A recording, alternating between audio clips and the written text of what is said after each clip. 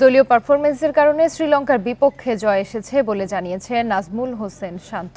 চাপের মধ্য থেকেও রিশাদ হোসেনের অসাধারণ বোলিং স্পেল ও তাওহিদ হৃদয়ের আগ্রাসী ব্যাটিংয়ের প্রশংসা টাইগার অধিনায়কের।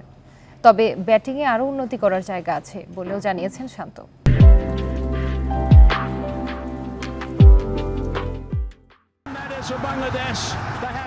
হোক না আবারও টপ অর্ডার ব্যর্থতা কিংবা ছোট লক্ষ্যে কষ্টার্জিত জয়, এই কাঙ্ক্ষিত সাফল্যের খোঁজেই তো এতদিনের অপেক্ষা লাল সবুজের। বিশ্বকাপের প্রথম ম্যাচে লঙ্কানদের হারানোই যেন স্বস্তি অধিনায়কের, পুরো দলের।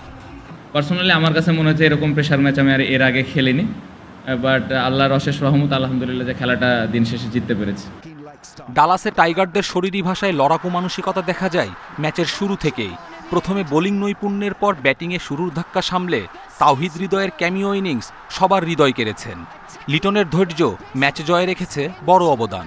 সবাই কাম ছিল, যেভাবে ডিসিশনগুলো নিয়েছি মিডল ওভার স্পেশালি বোলাররা এবং ফিল্ডাররা, ওইখানে অনেক ভালো ক্যারেক্টার শো করেছে সবাই। ব্যাটসম্যানরা সবাই জানে যে আমরা হয়তো ভালো ব্যাটিং করিনি, বাট সবাই প্রতিদিন ভালো খেলবে না। যেরকম হৃদয় খুব ভালো ইনিংস খেলেছে, রিয়াদ ভাই খেলাটা শেষ করলো, লিটন অনেকদিন পরে সুন্দর একটা স্টার্ট দিয়েছে। সো কিছু কিছু জায়গায় ভালো আছে।